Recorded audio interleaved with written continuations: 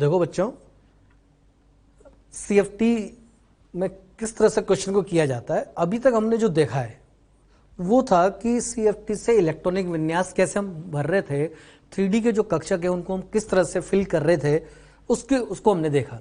देखो जरा, इससे पहले हमने क्या देखा कि हम बात करें कि स्ट्रॉन्ग लिगेंड और वीक लिगेंड के केस में, मान लीजिए आपके पास आ जाए कि कोई भी कॉम्प्लेक्स एग्जाम्पल दिया है और उस एग्जाम्पल में आपको ये करना है कि किस तरह से जो है इलेक्ट्रॉन की फिलिंग होगी। तो हमने लिखा स्ट्रॉन्ग लिगेंड अगर है तो स्ट्रॉन्ग लिगेंड के केस में क्या होता है कि जो डेल ओ है उसकी वैल्यू, डेल ओ क्या है, ये स्प्लिटिंग एनर्जी है, T2g और Eg जो ऑर्बिटल्स देख रहे हैं आप, इनके बीच का गैप है, ये गैप ज्यादा होता है। कब ज्यादा होता है? जब स्ट्रॉन्ग लिगेंड होता है, और ये गैप कम होता है जब वीक लिगेंड होता है। तो जब इलेक्ट्रॉन की फिलिंग होती है इनके अंदर, तो इलेक्ट्रॉन फिल करने के लिए हमने T2g और Eg बनाए, फिर T2g में इलेक्ट्रॉन फिल करना और Eg में स्ट्रॉन्ग लिगेंड है तो क्या करना होता है, जरा सुनना। मैं यहां पर लिखता हूं कि जब स्ट्रॉन्ग लिगेंड है तो पहला इलेक्ट्रॉन नीचे, दूसरा भी नीचे, तीसरा भी नीचे, यानी कि T2g में। अब चौथा इलेक्ट्रॉन भी यहीं पर, चौथा भी यहीं, पांचवा भी यहीं और छठा भी यहीं, यानी कि 6 इलेक्ट्रॉन तक नीचे ही भरते हैं क्योंकि युग्मन कराना है। फिर जब 7वां इलेक्ट्रॉन आएगा तब वो ऊपर, 8वां भी ऊपर, 9वां भी ऊपर और 10वां इलेक्ट्रॉन भी ऊपर, इस तरह से भरते हैं। अगर हम बात करें वीक लिगेंड की, तो वीक लिगेंड में कैसे, पहला इलेक्ट्रॉन नीचे की तरफ आएगा, दूसरा इलेक्ट्रॉन भी नीचे आएगा, तीसरा भी नीचे आएगा, 1 2 3 लिगेंड तक, चाहे लिगेंड 3 इलेक्ट्रॉन तक, चाहे लिगेंड स्ट्रॉन्ग हो चाहे लिगेंड वीक हो, कोई फर्क नहीं पड़ता है। कहां तक? D3 विन्यास तक, D1 D2 D3 तक तीनों इलेक्ट्रॉन नीचे यानी कि T2g में ही आते हैं। चौथे इलेक्ट्रॉन से आपको थोड़ा सोचना है, आपको देखना है कि इलेक्ट्रॉन को कहां फिल करें। स्ट्रॉन्ग लिगेंड है तो चौथा इलेक्ट्रॉन T2g में ही आ जाएगा क्योंकि युग्मन कराना है, और अगर वीक लिगेंड है तो युग्मन नहीं कराना है तो चौथा इलेक्ट्रॉन ऊपर जाएगा। तो वीक लिगेंड है तो पहला, दूसरा, तीसरा, चौथा और पांचवा भी ऊपर के कक्षक में यानी कि Eg में, और फिर छठे से यहां पर छठा, 7वां और 8वां, तो 9वां इलेक्ट्रॉन और 10वां इलेक्ट्रॉन। इस तरह से हम इलेक्ट्रॉन की फिलिंग करते हैं, ऐसा हमने देखा। अब हम आते हैं क्वेश्चन के ऊपर कि किस तरह से इसमें हमको क्वेश्चन मिलता है, यानी कि सीधा सीधा सीएफटी के क्वेश्चन पर आगे हम समझे। जरा आपको इस तरह से कॉम्प्लेक्स गिवन है, CrNH3 चार्ज है +3 और आपका इसका संकट निकालना है, इसकी चुंबकीय प्रकृति बतानी है, वो सारे क्वेश्चंस, मैग्नेटिक मोमेंट निकालना है। सबसे पहला काम होगा कि आप इसमें जो सेंट्रल मेटल आयन है, केंद्रीय धातु परमाणु, उसका ऑक्सीकरण अंक निकाल लें। और जैसे आपने ऑक्सीकरण अंक निकाला, क्रोमियम +3 आया। अच्छा, एक बात ध्यान रखें, जो भी हम सीएफटी के बारे में पढ़ रहे हैं ना, वो कोऑर्डिनेशन नंबर 6 के लिए पढ़ रहे हैं। ये जो अप्लाई किस पे कर रहे हैं, 6 कोऑर्डिनेशन नंबर 6 के लिए अप्लाई की जा रही है। इसके बाद अब आपको क्या करना है, क्रोमियम का विन्यास लिख दिया। क्रोमियम का विन्यास होता है 3d3, 4s में 0, 4p में 0, 4d में 0, वो सब है आगे, हमने लिखे नहीं, जरूरत नहीं थी तो लिखा भी नहीं। तो ये विन्यास हो गया क्रोमियम का। अब आपने यहाँ देखो एक लाइन लिखी है, D3 की स्थिति में लिगेंड नहीं देखें। क्यों नहीं देखेंगे लिगेंड? लिगेंड नहीं देखें मतलब लिगेंड की स्ट्रेंथ नहीं देखनी, ऐसा कहा जा रहा है। लिगेंड स्ट्रॉन्ग है कि वीक है देखना ही नहीं है। क्यों? क्योंकि हमको पता है कि D3 तक तो चाहे लिगेंड स्ट्रॉन्ग हो चाहे वीक हो, इलेक्ट्रॉन नीचे ही आना है। चलिए अब हम यहाँ पर आपको क्या करना है, डी में ये 3 इलेक्ट्रॉन फिल करने हैं। कैसे फिल करने हैं? ये बनाया आपने T2g, ये बनाया आपने Eg कक्षक, और आपको यहाँ पर 3 इलेक्ट्रॉन फिल करना है। पहला इलेक्ट्रॉन यहाँ, दूसरा इसी के पास में, तीसरा इसी के पास में। ये 3 इलेक्ट्रॉन फिल किए। क्या ऊपर वाले 2d खाली मिले? जैसे ही ऊपर वाले 2d खाली मिले आप क्या बोल देंगे, संकरण हो गया, D2sp3 हो गया आंसर आपका। बस इतना सा। इलेक्ट्रॉन देखा कितने भरने, T2g Eg बनाए, स्ट्रॉन्ग लिगेंड वीक लिगेंड के अकॉर्डिंग फिल किया, ऊपर वाले खाली, तो D2sp3 संकरण, ये आ गया आपका D2sp3। T2g में 3 इलेक्ट्रॉन और Eg में 0 है, ये विन्यास हो गया। ज्यामिति अष्टफल की हो जाएगी। अयुग्मित इलेक्ट्रॉन की संख्या पूछी जाती तो 3 है, सामने दिख रहे हैं। ये इंपॉर्टेंट क्वेश्चन है इसका कि इस कंपाउंड में आपसे अयुग्मित इलेक्ट्रॉन की संख्या पूछी जाती है जो कि 3 है। अब आपको अगर चुंबकीय आघूर्ण निकालना हो, मैग्नेटिक मोमेंट निकालना हो, तो ये आपके पास फॉर्मूला होता है √n × n+2, और n क्या है, ये है n, अयुग्मित इलेक्ट्रॉन की संख्या। यहाँ पर 3 लिखें तो 3 + 2 5, और ये आगे 3 है, इसको अंडर-रूट और इसको सोल्व करें तो ये आ जाएगा 3.83, मतलब इस तरह से √15 भी आप बोल सकते हैं। ये आंसर आ जाएगा मैग्नेटिक। वो कोई बहुत बड़ी बात नहीं है, लेकिन बस आपको क्या करना है, अयुग्मित इलेक्ट्रॉन की संख्या ढंग से आप चेक कर लें और फॉर्मूले में पुट करें तो चुंबकीय आघूर्ण आप निकाल सकते हैं। इस तरह से ये क्वेश्चन बनेगा। इसके बाद देखें जरा सेकंड क्वेश्चन ऑप्शन क्या है, क्रोमियम NH3 से चार्ज है +2, वही इस तरह का कॉम्प्लेक्स दिया, कोऑर्डिनेशन नंबर 6 वाला है। आपने क्या किया, पहले सेंट्रल मेटल आयन जो भी केंद्रीय धातु परमाणु है उसका विन्यास लिखा। विन्यास आ गया आपके पास में 3d4, यानी कि आपको डी में 4 इलेक्ट्रॉन फिल करने हैं। आपने बनाया ये T2G कक्षक, T2G, ये बना दिया Eg कक्षक, बना दिया। अब T2G और Eg में आपको इलेक्ट्रॉन फिल करना है, लेकिन यहाँ पर ध्यान रखें D4 विन्यास आ रहा है, तो लिगेंड देखना पड़ेगा कि स्ट्रॉन्ग है कि वीक है, क्योंकि चौथे से शुरू होता है वो सब। अब आपने क्या किया, यहाँ इलेक्ट्रॉन फिल किया। सबसे पहले आपने अब 4 इलेक्ट्रॉन फिल करने हैं, पहला यहाँ, दूसरा यहाँ, तीसरा यहाँ, 4 फिल करने थे, 3 तक तो कोई दिक्कत नहीं है। अब चौथा इलेक्ट्रॉन भरें, उससे पहले जरा लिगेंड को देख लें। अमोनिया जो स्ट्रॉन्ग लिगेंड होता है तो पेयरिंग करा देगा, और जैसे ही पेयरिंग करा देगा ये T2G में कितने इलेक्ट्रॉन हो जाएंगे 4, और Eg में कितने 0। जैसे ही आपको मिल जाए Eg 0, आप सीधा संकरण बोल दें D2sp3। वेरी सिंपल, बहुत सिंपल है CFT से क्वेश्चन करना। D2sp3 और D2sp3 हो चाहे sp3d2, ज्यामिति तो अष्टबल की वन नहीं। निम्न चक्रण क्यों बोला जा रहा है, क्योंकि अगर लिगेंड स्ट्रॉन्ग नहीं होता, वीक होता, तो ये इलेक्ट्रॉन ऊपर जाता, तब उस केस में 4 अयुग्मित इलेक्ट्रॉन होते हैं। लेकिन लिगेंड की वजह से अयुग्मित इलेक्ट्रॉन की संख्या कम हो गई, तो हम बोलेंगे निम्न चक्रण संकुल। चलिए, अयुग्मित इलेक्ट्रॉन की संख्या सीधा सीधा वहां से देख सकते हैं, और मैग्नेटिक मोमेंट यहाँ इस फॉर्मूले से फाइंड कर सकते हैं। कितना सिंपल हो गया है क्वेश्चन को करना CFT से, ध्यान रखें। इसी के बाद देखो जरा, एक क्वेश्चन लिखा हमने, 2 एग्जाम्पल थे। एक क्वेश्चन है, निम्न में से कौन सा संकुल अंतः कक्षक संकुल है। अंतः कक्षक संकुल का मतलब D पहले आना चाहिए, या यूं बोल दो सीधा सीधा मैं कि D2sp3 संकरण पूछा जा रहा है।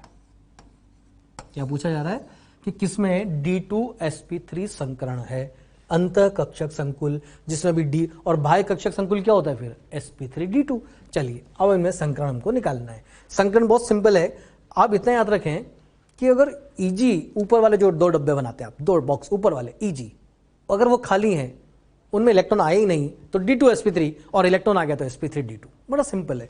आपने क्या किया, कोबाल्ट का ऑक्सीकरण अंक निकाला, +3 आएगा। ये ऑक्सीकरण निकालना बहुत जरूरी है, ये आना चाहिए, इसके लिए लिगेंड का चार्ज पता होना चाहिए, F- फ्लोराइड। चलिए, आपने लिखा। अब जैसे कोबाल्ट +3 का इसका विन्यास लिख दो, और इसका विन्यास होता है 3d6। देखो जरा, कोबाल्ट होता है D7s2, ये विन्यास याद होने चाहिए। कोबाल्ट D7s2, कोबाल्ट को +3 बनाना है, तो पहले S में से 2 इलेक्ट्रॉन जाएंगे और D में से 1 इलेक्ट्रॉन जाएगा, तो क्या बचेगा D6। अब आपने बनाया ये T2G कक्षक, ये बनाया Eg कक्षक, 6 इलेक्ट्रॉन भरने हैं। 6 इलेक्ट्रॉन आप भरें, उससे पहले जरा लिगेंड को देख लें, स्ट्रॉन्ग है कि वीक है। और फ्लोराइड कैसे होता है, वीक। हैलाइड जो है वो वीक होते हैं। अब वीक लिगेंड है तो पहला इधर, दूसरा यहाँ, तीसरा यहाँ, हो गए 3, तो चौथा ऊपर, 5वां ऊपर, 6ठा यहाँ पर। क्या आपको ऊपर वाले 2 खाली कक्षक मिले क्या, ये खाली है क्या, पूरी तरह से खाली होने चाहिए, नहीं है तो संकरण क्या हो जाएगा sp3d2। हमको ढूंढना क्या था, D2sp3 कहां पर आएगा। चलिए दूसरा देखते हैं, दूसरा चेक करो। सबसे पहले वही Fe का ऑक्सीकरण अंक निकालो, और Fe का ऑक्सीकरण अंक यहां पर आ रहा है F6 और -3, तो +3, और +3 का मतलब हो गया D6s2, 3 इलेक्ट्रॉन निकालो तो D5, ये बन गया 3d5। अब D में 5 इलेक्ट्रॉन फिल करना है, ये बना दिया आपने T2G, ये बना दिया आपने Eg, T2G और Eg बना दिया। इलेक्ट्रॉन फिल करें उससे पहले जरा लिगेंड को देख लेना, लिगेंड वीक है तो पहला यहाँ पर, दूसरा यहाँ पर, तीसरा यहाँ पर, वीक है तो चौथा इधर, 5वां इधर, 5 इलेक्ट्रॉन ऊपर चले गए, 5 इलेक्ट्रॉन आपने ऐसे फिल कर दिए। क्या ऊपर वाले 2D खाली मिले, नहीं मिले, तो sp3d2। अरे है कि नहीं सिंपल सा, sp3d2 संकरण हो गया इसमें। चलिए इसमें आते हैं।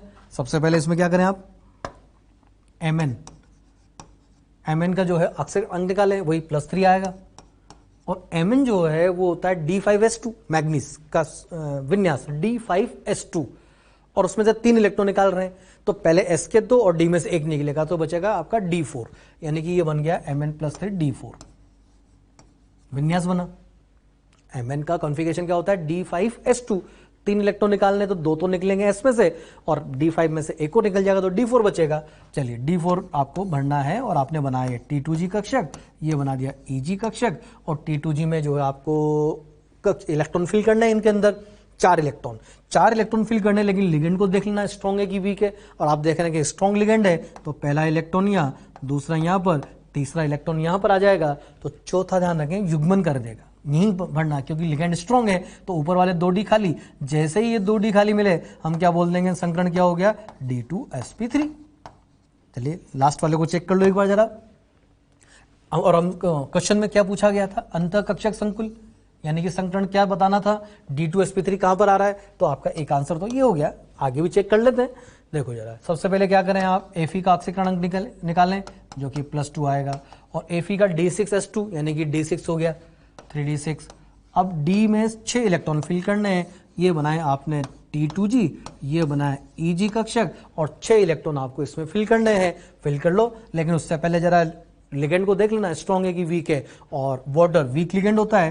1 2 3, 3 तो यहाँ पर वीक लिगेंड है, दुर्बल लिगेंड है, तो चौथा यहाँ, पांचवा इलेक्ट्रॉन यहाँ, छठा इलेक्ट्रॉन यहाँ पर। इस तरह से आपने फिल कर दिया। क्या ऊपर वाले 2D खाली मिले, नहीं तो संकरण कौन सा, sp3d2। इस तरह से आपने सभी का संकरण निकाल लिया है चारों कंपाउंड में, और बहुत जल्दी आप निकाल चुके हैं, बहुत फास्ट काम हो रहा है CFT से।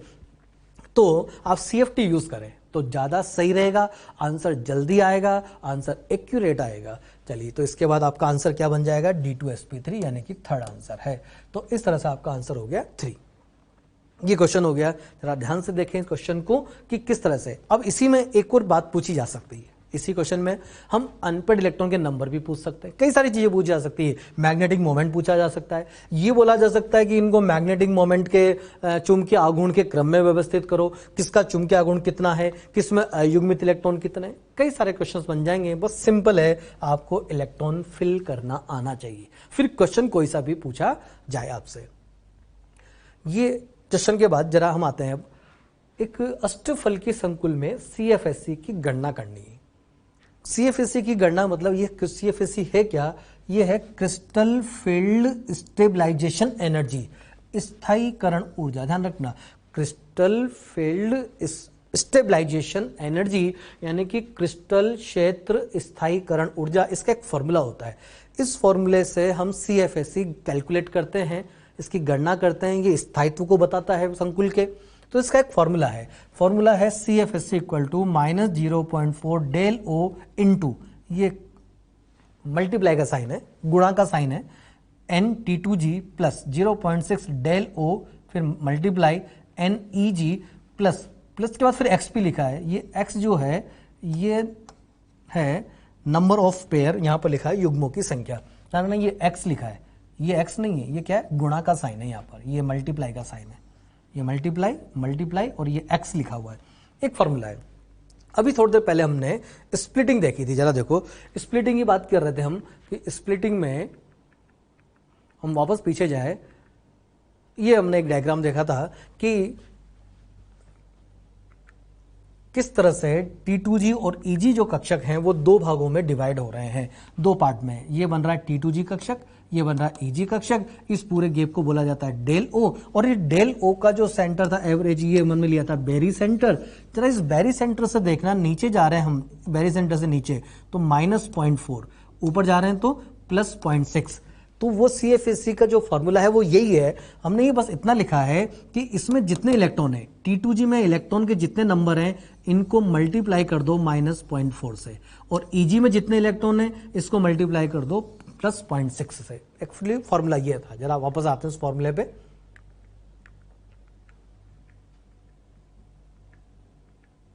ये फॉर्मूला है CFSE, देखो -0.4 डेल O को मल्टीप्लाई करना है किससे, number of electron in T2G। N-T2G का मतलब है T2G कक्षकों में इलेक्ट्रॉन की संख्या, प्लस 0.6 डेल O को मल्टीप्लाई करना है किससे, NEG, और NEG क्या है, EG कक्षकों में इलेक्ट्रॉन की संख्या। तो जो इलेक्ट्रॉन अभी आपने फिल किए हैं उन इलेक्ट्रॉन की संख्याओं को गुणा करना है किससे, -0.4 डेल O से और +0.6 डेल O से, और उसके बाद जरा एक नंबर और लिखा है XP। ये X क्या है, X है युग्मों की संख्या, पेयर के नंबर, कितने पेयर वहां बन रहे हैं, कितने युग्म बन रहे हैं। कुल युग्म भी लिखा जा सकता है और नए युग्म भी लिखा जा सकता है। ये क्या लिखा है, कुल युग्म या नए युग्म, ये उदाहरण से ही आपको समझ में आएगा। फिलहाल ये फॉर्मूला याद रखें, CFSE equal to -0.4 into NT2G plus 0.6 del O into NEG plus XP। और N2G क्या है और NEG क्या है यहाँ पर लिखा है। देखो हमने एक उदाहरण लिया है, ये कंपाउंड आपको दिया गया है और इसमें आपको CFSC की गणना करनी है। CFSC की गणना करने के लिए पहले आपको इस Fe का वो T2G और EG वाला विन्यास लिखना होगा। वो विन्यास आप लिखें उससे पहले आपको इस Fe का ऑक्सीकरण अंक निकालना होगा, जो कि क्या आ रहा है, +3 आ रहा है। ये जो Fe +3 स्टेट में है, आप इसका विन्यास लिखें। Fe का विन्यास होता है D6S2, लेकिन +3 है तो 3 इलेक्ट्रॉन निकाल लिए, तो S से 2 इलेक्ट्रॉन और D से 1 इलेक्ट्रॉन निकलेगा, तो क्या बन जाएगा, D5 विन्यास बनेगा। यानी कि अगर हम Fe +3 का विन्यास लिखें तो 3D5। अब इस 5 इलेक्ट्रॉन को आपको T2G और EG कक्षक बना करके फिल करना है। ये हमने यहां पर बनाया है, ये T2G के 3 कक्षक और EG के 2 कक्षक। पहला इलेक्ट्रॉन, फिर दूसरा इलेक्ट्रॉन, फिर तीसरा इलेक्ट्रॉन। अब चौथा इलेक्ट्रॉन, यानी कि टोटल तो 5 करने हैं ना, इसके लिए पहले आप जरा लिगेंड को देख लें। लिगेंड स्ट्रॉन्ग है कि वीक है, और लिगेंड कैसा है, स्ट्रॉन्ग। तो स्ट्रॉन्ग होने की वजह से वो बाकी के 2 इलेक्ट्रॉन भी यहीं आएंगे। तो जरा देखो, अगर मैं यहां पर बनाऊं इसको, पहले एक बार इसको देख लें आप। ये 2 इलेक्ट्रॉन यहाँ है, 2 यहाँ, 1, यानी कि 5 इलेक्ट्रॉन कहां पर आ गए, T2G में आ गए। EG में 1 भी इलेक्ट्रॉन नहीं आया। ये हमने विन्यास यहां पर लिख दिया है। अब फॉर्मूला देखो जरा, -0.4 डेल O। डेल O तो कांस्टेंट वैल्यू है, अगर ये वैल्यू आपको गिवन है तो आप पुट कर सकते हैं, और नहीं तो इसी फॉर्म में आंसर दिया जाता है। उसके बाद मल्टीप्लाई का साइन, फिर 5 यानी कि इसके इलेक्ट्रॉन के नंबर, तो -0.4 डेल O इंटू T2G में इलेक्ट्रॉन की संख्या 5 प्लस ये वाला 0.6 डेल O इंटू यहाँ पर इलेक्ट्रॉन की संख्या 0 प्लस, अब प्लस के बाद क्या लिखना है, 2p। ये 2 जो लिखा आपने, ये रहा युग्मों की संख्या 1 और 2 युग्म है तो 2, और p मतलब पेयरिंग एनर्जी, युग्मन ऊर्जा। अगर आपको दी गई है तो पुट करें, नहीं तो ऐसा p ही लिखा रहने दें और इसको सॉल्व करें, तो ये आ जाएगा आपके पास जो भी आंसर है, -2 डेल O प्लस 2p। 2 क्या है, युग्मों की संख्या, और p क्या है, युग्मन ऊर्जा, और डेल O क्या है, वो क्रिस्टल फील्ड स्प्लिटिंग एनर्जी। इस तरह से आपको इलेक्ट्रॉन ये लिखना है। अब यहां जरा एक बात सुने कि नए युग्म और कुल युग्म का क्या मीनिंग है। यहां तो दोनों ही केस में 2p हो गया। जैसे मैंने ये बनाया, 5 कक्षक बनाए एक ही सेम एनर्जी लेवल पर, और मुझे 5 कक्षकों में 5 इलेक्ट्रॉन फिल करने हैं। पहला इलेक्ट्रॉन, दूसरा इलेक्ट्रॉन, तीसरा, चौथा और 5वां। कोई लिगेंड नहीं है, 5 कक्षक है, 5 इलेक्ट्रॉन है, ऐसा बनेगा। बताना जरा कितने युग्म बन रहे हैं, एक भी नहीं बन रहा। अब क्या हुआ, लिगेंड आया साइनाइड आया, कॉम्प्लेक्स बनने लगा, स्प्लिटिंग हुई, फिर आपने इलेक्ट्रॉन फिल किया। स्प्लिटिंग के बाद जैसे ही आपने इलेक्ट्रॉन फिल किए, आपको कितने युग्म नजर आए, 2। कितने युग्म नजर आए, 2। तो यह है युग्मों की संख्या कि कितने स्प्लिटिंग के बाद कितने युग्म बन गए। तो 2 युग्म बन गए तो आपने 2p लिख दिया। इस तरह से आप इसको करना है। चलिए नेक्स्ट एग्जाम्पल देखना जरा उसी का। जरूरी नहीं है कि CFSC की गणना ऐसा कॉम्प्लेक्स देके ही आपसे करवाई जाए। ऐसा इस तरह से भी मिल सकता है क्वेश्चन, सिर्फ इतना बोल देगा कि D4 विन्यास वाला कोई है, उच्च चक्रण, अष्टफल के संकुल और CFSC की गणना करें। अब आपको विन्यास दे दिया सीधा सीधा, और एक हिंट दिया है उच्च चक्रण। उच्च चक्रण तब रहेगा जब लिगेंड, बताया जरा कि लिगेंड कैसा होना चाहिए कि स्पिन ज्यादा हो, उच्च चक्रण हो, अयुग्मित इलेक्ट्रॉन की संख्याएं ज्यादा हो, और ऐसा तभी हो सकता है जब वीक लिगेंड हो। यानी कि यहां से आपको सिर्फ इतना हिंट मिल गया कि वीक फील्ड लिगेंड है और D4 है। अब तो बहुत सिंपल हो गया, आपने बनाया ये T2G, ये बनाया EG, और इलेक्ट्रॉन 4 फिल करने हैं और वीक लिगेंड है, तो पहला इलेक्ट्रॉन यहाँ, दूसरा इधर, तीसरा इसी के पास में, और वीक लिगेंड है तो चौथा ऊपर की तरफ। ये बन गया, ये है T2G कक्षक और ये है EG कक्षक। बस अब तो फॉर्मूला यूज करना है। तो CFSC का फॉर्मूला ये होता है, CFSC -0.4 del O into T2G में इलेक्ट्रॉन की संख्या 3 प्लस, अब यहां लिख देता हूं मैं, प्लस करके क्या था, 0.6 डेल O इंटू EG में इलेक्ट्रॉन की संख्या 1 प्लस पेयर। अब पेयर कितने बना, युग्म कितने बन रहे हैं, एक भी नहीं है, तो उसको लिख दिया मैंने 0p अब 0p को आप लिखने की कोई जरूरत नहीं है, क्योंकि किसी भी संख्या को जब 0 से मल्टीप्लाई करते हैं तो वैल्यू 0 हो जाती है, तो वो तो 0 हो गया, उसको लिखना नहीं है। बाकी को आप सॉल्व कर दें, ये हो गया 1 माइनस 1.2 डेल ओ है ना, 4 को 3 से मल्टीप्लाई कर दिया, प्लस 0.6 डेल ओ, सॉल्व कर दें, कितना आएगा माइनस 0.6 डेल ओ। ये वैल्यू तो 0 हो जाएगी, ये आंसर हो जाएगा इसका। इस तरह से आपको CFSE कैलकुलेट करनी है। सिंपल सा फॉर्मूला है CFSE का। इसके बाद इसके आपको कुछ और भी एग्जांपल अपनी मर्जी से, जैसे हमने इससे ये एग्जांपल लिखा D4, आप खुद बना सकते हैं। D6 लिखें, निम्न चक्रण लिखें, ये होमवर्क हो जाएगा, इसमें आप करें D6 निम्न चक्रण के लिए और फिर CFSE की गणना कर लें। तो इस तरह से कुछ एग्जांपल आप खुद भी बना करके कर सकते हैं। नेक्स्ट है विपाटन ऊर्जा यानी कि स्प्लिटिंग एनर्जी यानी कि डेल ओ को प्रभावित करने वाले कारक। वो कौन कौन से कारक हैं, कौन कौन से फैक्टर हैं जो स्प्लिटिंग एनर्जी यानी कि डेल ओ को प्रभावित करते हैं, कैसे वो ऊर्जा बढ़ेगी, वो गैप कब बढ़ सकता है, कब कम हो सकता है, वो हमने यहाँ पर लिखा है। तो इसका जो कुछ फैक्टर्स हैं, उस फैक्टर में देखो जरा। पहले विपाटन ऊर्जा मतलब del O directly proportional to जो केंद्रीय धातु परमाणु है उसका आवेश। जितना ज्यादा आवेश होगा केंद्रीय धातु पर, वो जो T2G और EG के बीच का गैप है उतना ज्यादा होता जाएगा। आवेश बढ़ेगा, धनायन के ऊपर आवेश बढ़ेगा, उस धातु परमाणु पर आवेश बढ़ेगा, उसकी अट्रैक्शन पावर बढ़ेगी, तो वो जो गैप है, स्प्लिटिंग है, वो ज्यादा हो जाएगी। तो ये पहला फैक्टर। उसका उदाहरण हमने लिया है Fe है, जिस पर चार्ज, यहाँ अगर आप देखें जो कॉम्प्लेक्स लिया है, एक कॉम्प्लेक्स में Fe+2 में है, दूसरे कॉम्प्लेक्स में Fe+3 में है, और जितना ज़्यादा आवेश होगा उतना ज़्यादा उस पर स्प्लिटिंग एनर्जी ज़्यादा हो जाएगी, तो स्प्लिटिंग बढ़ेगी। दूसरा है विपाटन ऊर्जा समानुपाती है लिगेंड के सामर्थ्य के। लिगेंड का सामर्थ्य यानी कि ये तो हम अभी तक बोलते आए, पता नहीं कितनी बार मैंने बोला है कि लिगेंड अगर स्ट्रॉन्ग होगा तो डेल ओ की वैल्यू ज़्यादा होगी, T2G EG में गैप ज़्यादा होगा, ये गैप बढ़ेगा, और अगर लिगेंड वीक है तो ये गैप कम होगा। तो लिगेंड की सामर्थ्य, यहाँ पर आपने Fe के साथ दुर्बल लिगेंड लिया है, वीक लिगेंड, यहाँ पर स्ट्रॉन्ग लिगेंड लिया है, तो जो स्ट्रॉन्ग लिगेंड है उसमें स्प्लिटिंग ज़्यादा यानी कि डेल ओ की वैल्यू ज़्यादा हो जाएगी। तीसरा है जेड इफेक्टिव। जेड इफेक्टिव जितना ज्यादा होगा, जेड इफेक्टिव धातु है, धातु पर कौन सा आवेश आ रहा है, प्लस, और जेड इफेक्टिव कब बढ़ता है, जब प्लस आवेश बढ़ता है। तो अगर मैं देखूं यहां से इस पहले और इस तीसरे को, तो लगभग एक जैसे हो रहे हैं, यानी कि पॉजिटिव चार्ज बढ़ता है तो जेड इफेक्टिव बढ़ता है, जेड इफेक्टिव बढ़ता है तो उस लिगेंड के लिए अट्रैक्शन बढ़ता है, उस लिगेंड को स्ट्रांगली अट्रैक्ट करेगा, तो फिर स्प्लिटिंग ज्यादा हो जाएगी। यानी कि जितना धातु पर जितना ज्यादा आवेश होगा उतना ज्यादा जेड इफेक्टिव होगा, और जेड इफेक्टिव ज्यादा है तो स्प्लिटिंग भी ज्यादा है। तो अब जरा एक बात समझना यहाँ पर कि विपाटन ऊर्जा डायरेक्टली प्रोपोर्शनल है जेड इफेक्टिव के, और हम जानते हैं डी ब्लॉक के ग्रुप में जब ऊपर से नीचे जाते हैं 3D सीरीज से 4D पे, 4D से 5D पर, तो ये जेड इफेक्टिव का मान बढ़ता है। 4D और 5D में तो जेड इफेक्टिव बहुत ज्यादा बढ़ जाता है, जिसको आप बोलते हैं लेंथ नाइट कॉन्ट्रैक्शन। 4D से 5D जाने पर लेंथ नाइट कॉन्ट्रैक्शन लगता है, जिसकी वजह से जेड इफेक्टिव में बहुत ज्यादा वेरिएशन आते हैं, बहुत बढ़ जाता है।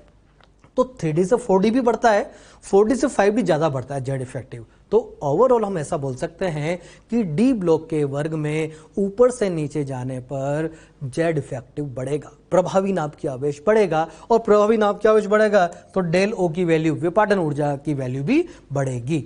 अब इसका उदाहरण है FeRuOS। एक कॉम्प्लेक्स Fe का है, सेम चार्ज वाला लिया है Ru का कॉम्प्लेक्स, और एक लिया है OS का कॉम्प्लेक्स, यानी कि आपने लिया है FeRuOS। और आप जानते हैं आयरन 3D सीरीज का मेटल, Ru 4D सीरीज का मेटल, ऑस्मियम 5D सीरीज का मेटल। 3D से 4D और 4D से 5D जाने पर जेड इफेक्टिव बढ़ रहा है, और जेड इफेक्टिव बढ़ेगा तो डेल ओ की वैल्यू भी बढ़ेगी, और ये डेल ओ विपाटन ऊर्जा बढ़ती जाती है। अब एक बात समझना जरा, यहाँ 3D सीरीज का मेटल है, हम उससे 4D सीरीज पे गए तो जेड इफेक्टिव बढ़ गया, और 4D से 5D पे गए तो जेड इफेक्टिव और बढ़ गया, और जेड इफेक्टिव बढ़ गया तो ये स्प्लिटिंग भी बढ़ गई, यानी कि T2G और EG के बीच का गैप बढ़ गया। तो जरा एक बात समझना, आपने जब VBT जब पढ़ रहे थे, तो जब आप लिगेंड की स्ट्रेंथ के बारे में बात कर रहे थे, एक स्पेक्ट्रोकेमिकल सीरीज बनाई थी, तो उस सीरीज के बाद ही आपने कुछ स्पेशल पॉइंट लिखे थे। उसमें एक पॉइंट ये था कि सभी लिगेंड स्ट्रॉन्ग लिगेंड की तरह एक्ट करते हैं जब मेटल 4D सीरीज या 5D सीरीज का होता है। ऐसा लिखा था आपने, याद आ रहा है? यानी आपने वहां सीधा सीधा लिख दिया था। उसका कारण यहां पर है, जरा समझना कि क्यों ऐसा है।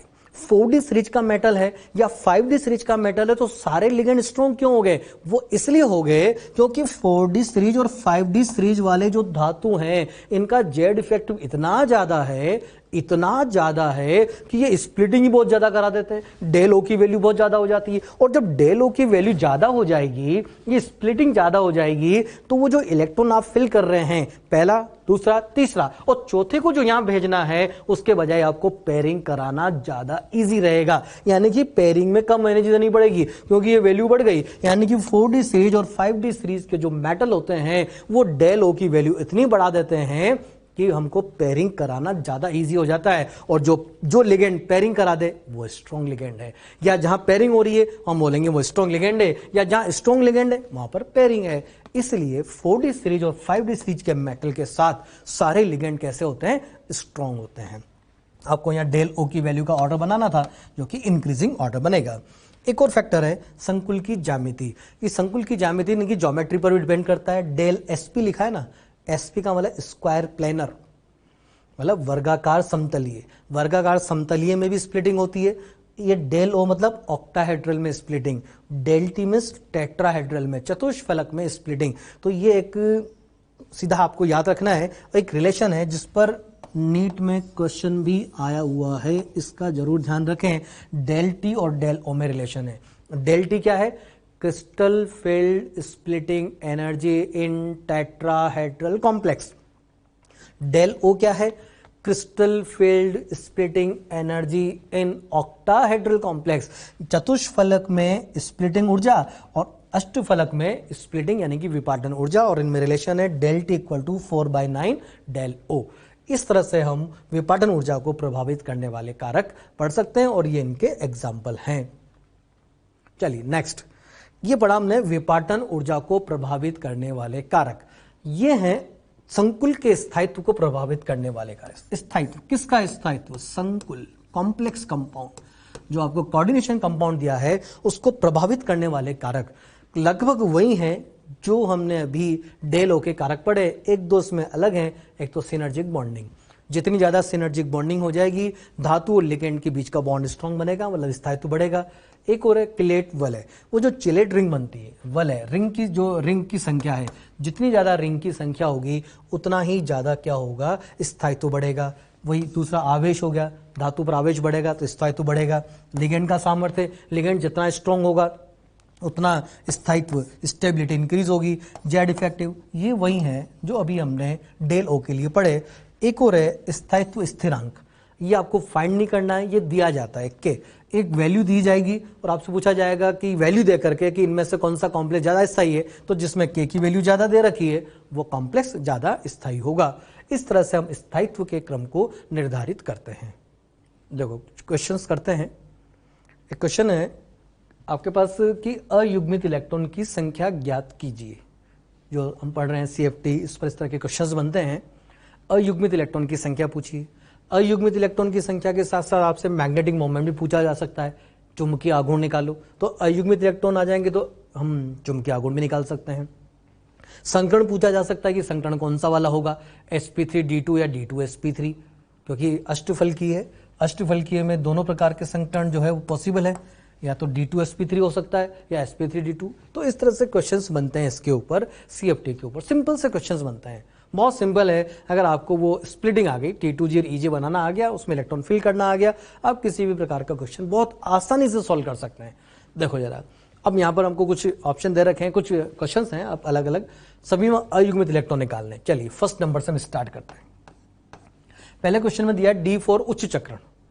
अब यानी कि आपको विन्यास तो दे दिया पहले से कि D4 है, D में 4 इलेक्ट्रॉन है और उच्च चक्रण लिखा है। उच्च चक्रण का मतलब अयुग्मित इलेक्ट्रॉन की संख्या ज्यादा होनी चाहिए, इसका मतलब युग्मन नहीं होना चाहिए। तो इसका मतलब लिगेंड कौन सा हुआ? जो युग्मन नहीं कराए, यानी कि वीक लिगेंड। तो ये हिंट दिया जाता है आपको। तो यहां पर D4 है पहले में और WFL वीक फील्ड लिगेंड, मतलब दुर्बल क्षेत्र लिगेंड है, उसके अकॉर्डिंग आपको करना है। आपने बनाया ये T2G कक्षक, ये बना दिया आपने EG कक्षक, और आपको इसमें इलेक्ट्रॉन फिल करने हैं 4। तो सिंपल सा हो गया, 4 इलेक्ट्रॉन फिल करने हैं, पहला यहाँ पर, दूसरा इधर, तीसरा इसके पास में। पहले तो 1 3 तक तो कोई दिक्कत ही नहीं है, तीनों एक एक करके इलेक्ट्रॉन आ जाते हैं T2G कक्षकों में। ये T2G कक्षक, ये EG कक्षक। चलिए इसके बाद 4 इलेक्ट्रॉन करने थे, ये 3 हुए। चौथा इलेक्ट्रॉन कहां पर आएगा? वीक लिगेंड है तो ऊपर जाएगा, स्ट्रॉन्ग लिगेंड है तो यहीं भरना है, बस इतना याद रखें। 3 के बाद चौथा इलेक्ट्रॉन की बात कर रहा हूं, वीक लिगेंड है, दुर्बल लिगेंड है तो ऊपर, और अगर स्ट्रॉन्ग लिगेंड है तो नीचे ही फिल कर दो, यानी कि युग्मन, और वीक लिगेंड है तो ऊपर जाएगा। बताएं जरा कि कितने अयुग्मित इलेक्ट्रॉन आ चुके हैं आपके पास? 4। चारों के चारों क्या है? अयुग्मित इलेक्ट्रॉन है। तो इस तरह से इसका जो आंसर बनेगा पहले वाले का, वो हम लिख सकते हैं यहाँ पर 4 इलेक्ट्रॉन। 4 इलेक्ट्रॉन इसमें अयुग्मित इलेक्ट्रॉन होंगे। हो गया यहाँ तक। अब आपसे इसमें संकरण पूछा जाए तो संकरण भी बता देंगे। ऊपर वाला क्या, दोनों EG खाली है क्या? दोनों खाली होने चाहिए, पूरी तरह से वैकेंट होने चाहिए। नहीं है, नहीं है तो sp3d2, सिंपल सी बात है। चलिए नेक्स्ट आते हैं हम D4 निम्न चक्रण, यानी कि D4 विन्यास है। D4 विन्यास निम्न चक्रण का मतलब निम्न चक्रण में पेयरिंग हुई है, युग्मन हुआ है, अयुग्मित इलेक्ट्रॉन की संख्या कम हुई है। इसका मतलब लिगेंड कैसा है? स्ट्रॉन्ग लिगेंड है। अब आपको क्या करना है, इनको स्ट्रॉन्ग लिगेंड की तरह इसको फिल करें। स्ट्रॉन्ग लिगेंड मैंने ये हटा दिया, और हम बात कर रहे हैं अब इसके दूसरा क्वेश्चन, ये मैंने लिख दिया सेकंड नंबर का, सेकंड वाला D4 निम्न चक्रण है। निम्न चक्रण है तो फिर स्ट्रॉन्ग लिगेंड होगा, ये SFL स्ट्रॉन्ग लिगेंड, ये T2G कक्षक और EG कक्षक। अब आपको इसमें 4 इलेक्ट्रॉन फिल करने हैं, ये 1 2 3, स्ट्रॉन्ग लिगेंड है तो यहीं पर आ जाएगा, ये चौथा भी इलेक्ट्रॉन यहाँ पर आ गया। इस तरह से चारों इलेक्ट्रॉन जो है वो यहाँ पर उपस्थित हैं, चारों इलेक्ट्रॉन इसी में आ जाएंगे। ऊपर खाली हो गए तो D2 sp3 संकरण तो हो जाएगा। आपसे पूछा था अयुग्मित इलेक्ट्रॉन की संख्या, तो आप देख लें ये दोनों अयुग्मित इलेक्ट्रॉन है, तो सेकंड वाले का आंसर क्या आएगा? 2 इलेक्ट्रॉन, 2 अयुग्मित इलेक्ट्रॉन इसमें उपस्थित हैं। चलिए नेक्स्ट है D8 D7, थर्ड नंबर पे D7 निम्न चक्रण। इसको जरा यहां बनाते हैं। D7 है और निम्न चक्रण। मैंने क्या किया, ये बना दिया आपका पहले T2G कक्षक, क्या आपको दिया है D7 और निम्न चक्रण, निम्न चक्रण। चलिए, और सारे अष्टफलक अलग ही हैं। T2G बना दिए, EG बना दिए, और 7 इलेक्ट्रॉन फिल करने हैं। निम्न चक्रण का मतलब युग्मन हुआ है, युग्मन हुआ है इसका मतलब लिगेंड स्ट्रॉन्ग है, SFL। इसके अकॉर्डिंग आपको इसमें इलेक्ट्रॉन फिल करना है। चलिए हम फिल करना स्टार्ट करते हैं। इसके अंदर पहला इलेक्ट्रॉन, दूसरा इलेक्ट्रॉन, तीसरा इलेक्ट्रॉन, 7 करने, और स्ट्रॉन्ग लिगेंड है तो चौथा, पांचवा, छठा और 7वां इलेक्ट्रॉन यहां पर आएगा। इस तरह से ये इलेक्ट्रॉन आपने फिल कर दिए। अब बता जरा अयुग्मित इलेक्ट्रॉन की संख्या कितनी हो जाएगी? 1। तो इसमें ये जो था आपका तीसरा वाला, इसका आंसर क्या हो जाएगा? 1 इलेक्ट्रॉन हो गया। ये जरा वापस से देख लें एक बार कि D7 निम्न चक्रण था, इस तरह से T2G कक्षक, ये EG कक्षक, इसमें आपने इलेक्ट्रॉन फिल किया, 7 इलेक्ट्रॉन फिल करने हैं, लिगेंड स्ट्रॉन्ग की तरफ स्ट्रॉन्ग लेना है और उसके अकॉर्डिंग फिल करना है, तो 1 अयुग्मित इलेक्ट्रॉन यहां पर उपस्थित है। चलिए नेक्स्ट क्वेश्चन देखते हैं। नेक्स्ट क्वेश्चन है D8 और निम्न चक्रण। चलिए D8 है और निम्न चक्रण है, ये ले लिया मैंने D8 निम्न चक्रण, इसका स्ट्रॉन्ग लिगेंड हो गया। चलिए इसको मैं हटा देता हूं, इसको वापस से खाली कर लिया। वही T2G और EG कक्षक हैं, और मुझे क्या करना है, इसमें 8 इलेक्ट्रॉन फिल करने हैं, और निम्न चक्रण मीन्स स्ट्रॉन्ग लिगेंड। पहला इलेक्ट्रॉन, दूसरा इलेक्ट्रॉन, तीसरा इलेक्ट्रॉन, चौथा, पांचवा, छठा, 7वां और 8वां इलेक्ट्रॉन। इस तरह से आपने 8 इलेक्ट्रॉन फिल कर दिए। फिर बताओ जरा अयुग्मित इलेक्ट्रॉन कितने हो गए? 2। आप देख रहे हैं दोनों 2 अयुग्मित इलेक्ट्रॉन है यहाँ पर, सिंगल सिंगल, ये सारे सिर्फ पेयर्ड हैं, ये तो युग्मित है। तो इसका आंसर हो गया 2 इलेक्ट्रॉन अयुग्मित है। दूसरा, इसमें अगर संकरण पूछ लिया जाए, बता सकते संकरण क्या होगा? sp3d2, क्योंकि ये दोनों D खाली होते हैं तो D2 sp3, यहां तो इलेक्ट्रॉन आ गए तो sp3d2 संकरण हो जाएगा, और अयुग्मित इलेक्ट्रॉन कितने हो जाएंगे? 2। तो जो फोर्थ वाला क्वेश्चन है आपका, फोर्थ वाला आंसर हो गया 2 इलेक्ट्रॉन हो गया। एक और अभी 5th नंबर पे D8 और उच्च चक्रण। चलिए D8 और उच्च चक्रण, D8 और उच्च चक्रण है, इसको मैंने हटाया, उच्च चक्रण है। अब मुझे बताओ उच्च चक्रण का मतलब लिगेंड कौन सा हुआ? वीक लिगेंड हुआ, वीक लिगेंड। WFL। और आपको क्या करना है, 8 इलेक्ट्रॉन फिल करना है। ये ध्यान रखना, ये स्ट्रॉन्ग लिगेंड की तरह था, अब आपको 8 इलेक्ट्रॉन फिल करना है। ये मैंने हटा दिया। अब 8 इलेक्ट्रॉन फिल करना है इसके अंदर और वीक लिगेंड लेकर के। तो ये देखो जरा, पहला, दूसरा, तीसरा, तो चौथा यहाँ ऊपर आएगा, पांचवा, क्योंकि वीक लिगेंड है तो ऊपर जाएगा, 5 हो गए, छठा, सातवां और आठवां। अयुग्मित इलेक्ट्रॉन कितने आए, 2 अयुग्मित इलेक्ट्रॉन आए। आपने देखा होगा कि D8 के साथ जब वीक लिगेंड है तो भी 2 अनपेड इलेक्ट्रॉन है, और स्ट्रॉन्ग लिगेंड है तो भी 2 अनपेड इलेक्ट्रॉन है, और जो विन्यास आ रहा है वो समान ही आ रहा है, यानी कि D8 पर कोई फर्क नहीं पड़ेगा। D8 में आपने चाहे D8 हो, चाहे D9 हो, चाहे D10 हो, वीक लिगेंड हो चाहे स्ट्रॉन्ग लिगेंड हो, वो एक जैसा ही बनता है। फिर बोल रहा हूँ ऐसा कोई याद नहीं करना आपको कि D8 में एक जैसा बनता है, D9, जो क्वेश्चन होगा उसके अकॉर्डिंग हम फिल करेंगे। तो आपके पास D8 था, वीक लिगेंड था, आपको अयुग्मित इलेक्ट्रॉन बताने तो कितने हो जाएंगे, 2। तो ये जो है 5वां नंबर का जो क्वेश्चन है आपका, इसका आंसर क्या हो गया, 2 इलेक्ट्रॉन। इस तरह से ये क्वेश्चन बन गया आपका कि कहाँ कितने अयुग्मित इलेक्ट्रॉन उपस्थित हैं। पहले वाले में 4 इलेक्ट्रॉन अयुग्मित हैं, सेकंड वाले में 2 इलेक्ट्रॉन अयुग्मित हैं, तीसरे वाले में 1 इलेक्ट्रॉन अयुग्मित है, चौथे वाले में 2 इलेक्ट्रॉन अयुग्मित हैं, और ये जो 5वां था इसमें 2 इलेक्ट्रॉन अयुग्मित आए। इस तरह से आप CFT करके यानी कि T2G बना करके बहुत आसानी से ऐसे क्वेश्चंस को कर सकते हैं।